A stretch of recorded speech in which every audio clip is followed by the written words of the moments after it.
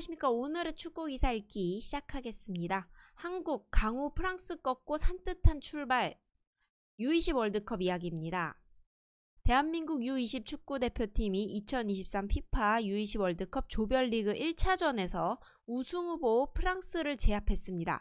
김은중 감독이 이끄는 한국은 23일 아르헨티나 멘도사의 에스타디오 말비나스 아르헨티나스 스타디움에서 열린 F조 1차전에서 강원의 이승원 선수의 선제골과 수원FC에서 뛰다가 김천 상무에 입대한 이영준의 추가골로 우승후보로 꼽히던 프랑스를 2대1로 제쳤습니다. 경기 초반 프랑스의 매서운 공세에 맞서 물러서지 않은 한국은 전반 10분 이영준의 중거리 슈팅으로 포문을 연 뒤 22분 역습 상황서 주장 이승원이 기묘하게 도움을 받아 선제골을 터뜨렸습니다. 후반전 들어 프랑스의 파상 공세를 6탄 방어와 골키퍼 김준홍의 슈퍼세이브로 막아낸 뒤 18분 이승원의 프리킥을 이영준이 헤더골로 연결해 2대0으로 앞서갔습니다. 한국은 후반 20분 골키퍼 김준홍이 달려들던 상대 선수와 부딪혀 PK를 내줬고 이를 알랑 비르지니우스가 성공해 만회골을 기록했으나 더 이상 골을 허용하지 않아 한 골 차로 승리를 했습니다. 기분 좋은 출발로 16강 진출에 교두보를 마련한 한국은 오는 26일 온두라스와 2차전을 갖습니다. 그렇지만 이 PK골에 대해서 이야기가 좀 있는데요.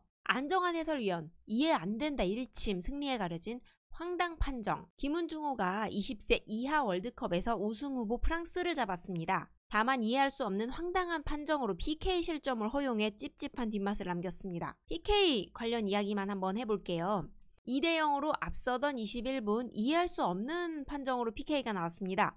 측면에서 올라온 크로스를 김준홍이 펀칭하기 위해 몸을 날렸고 이 과정에서 상대 공격수 말라민 에페켈레와 충돌한 장면입니다. 크로스는 김준홍의 손에도 에페켈레의 몸에도 맞지 않고 그대로 흘렀는데요. 이 과정에서 김준홍이 에페켈레의 어깨에 강하게 충돌해 한동안 치료를 받아야 했습니다. 가까스로 일어난 김준홍을 향해 콜롬비아 국적 존 오스피나 주심은 옐로 카드를 꺼내들었고 프랑스에 PK를 줬습니다. 김준홍도 황당하다는 표정을 지었는데요. 이 주심입니다. 오심에 가까운 판정이었습니다. 에페켈레가 자리를 잡고 있는 상황에서 김준홍이 뒤늦게 경합에 나선 게 아니었고 그렇다고 에페켈레 선수가 확실하게 공 소유권을 잡은 것도 아니었습니다. 거의 동시에 문전을 향해 올라온 크로스에 몸을 날렸고 공은 그대로 반대편으로 흘렀는데요. 김준홍을 향한 옐로카드 그리고 PK 선언을 쉽게 납득하기 어려운 이유였습니다. 안정환 해설위원도 이해가 안 된다며 판정에 대한 아쉬움을 전했습니다. 안 위원은 둘 다 공을 못 보고 있던 상태였다.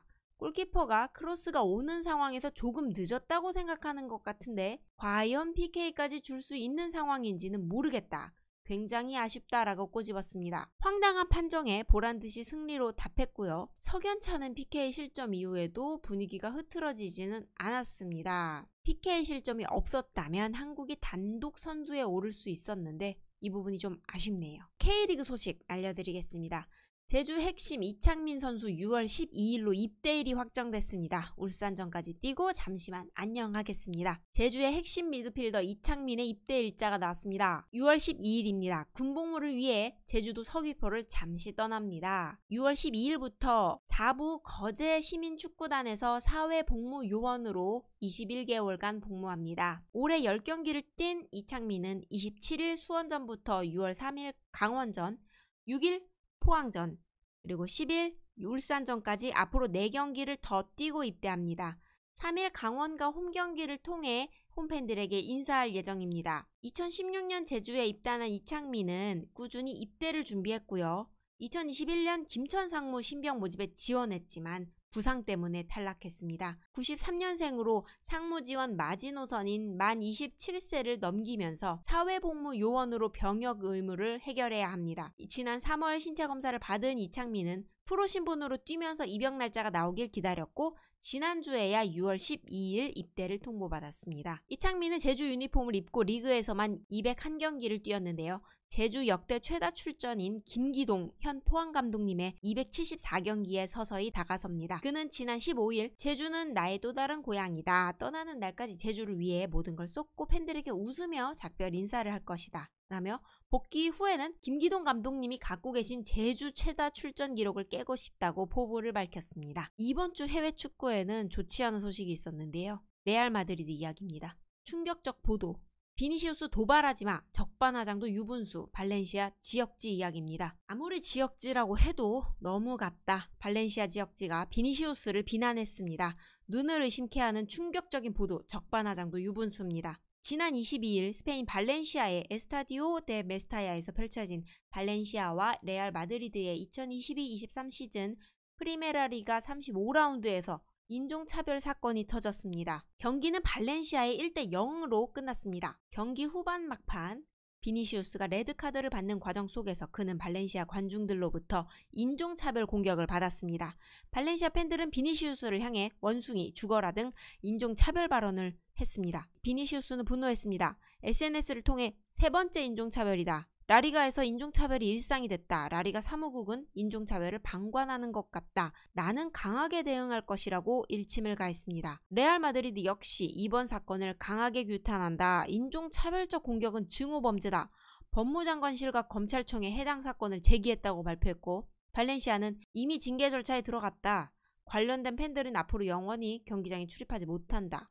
경찰 및 관할 당국과 협력해 정확한 정황을 파악할 것이라고 약속했습니다. 우선 안첼로티 레알 마드리드 감독은 경기장 전체가 비니시우스에게 원숭이라며 인종차별 공격을 했지만 아무런 일도 발생하지 않았다.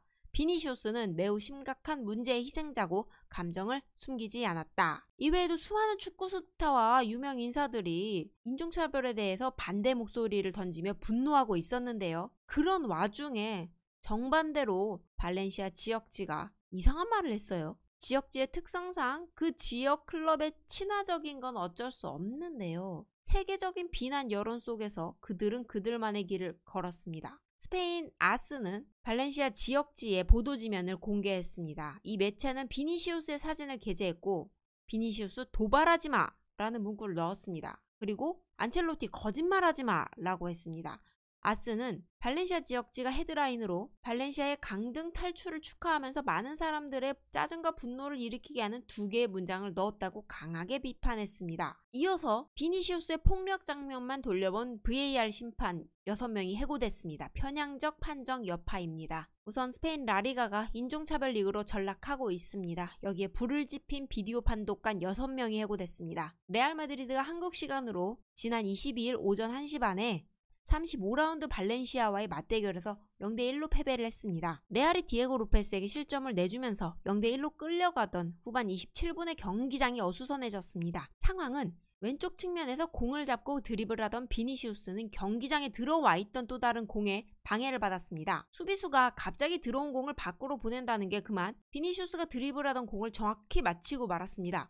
공교롭게 벌어진 상황이지만 주심은 볼을 차낸 발렌시아 수비수에게 옐로카드를 줬습니다. 근데 이때 비니시우스가 골대 뒤편 관중과 언쟁을 벌였습니다. 인종차별적 발언을 들었기 때문인데요. 극도로 흥분한 비니시우스는 발렌시아 레알 선수들이 말리는데도 불구하고 계속해서 관중과 언쟁을 벌였습니다. 이후 한 차례 주심과 이야기를 나눈 비니시우스는 안첼로티 감독과 대화를 마친 뒤 다시 경기에 임했는데요. 후반 추가 시간이 일이 더 커졌습니다. 비니시우스가 발렌시아 관중들로부터 인종차별적인 발언을 듣고 흥분했습니다. 모욕적인 말을 한 발렌시아 관중들에게 비니시우스가 삿대질을 했고 발렌시아 선수들이 말리기도 했습니다. 이때 발렌시아 골키퍼 마마르다 슈빌리가 같이 흥분했는데요. 화난 채로 비니시우스에게 돌진하는 사태가 벌어졌고 또 다른 발렌시아 선수 우고두로도 비니시우스의 목을 조르며 뒤로 잡아당기는 모습이 포착되기도 했습니다. 뒤로 넘어질 뻔한 비니시우스는 화를 참지 않고 우고두로를 가격했습니다. 이 상황을 반복해 돌려본 비디오 판독 심판들은 비니시우스가 우고두로를 가격한 장면만 본 뒤